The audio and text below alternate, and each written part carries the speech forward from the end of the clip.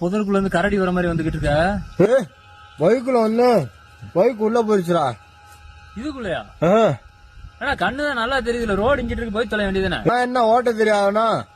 நான் ரூல்ஸ் பிரகாரம் ஓட்டுறேன். அப்புறம் ஹெல்மெட் எங்கடா? என்ன ஹெல்மெட்டா? உங்க பைக்கே காணாம தேடி இருக்கு, அதெல்லாம் எந்த மூளைக்கு அங்கிட்டு கிடக்கும் ஹெல்மெட்? நீ வந்து பெருசு தாண்டா. என்னடா ஆச்சு? அங்க பாரு, அதுல என்னடா போட்டிருக்கு?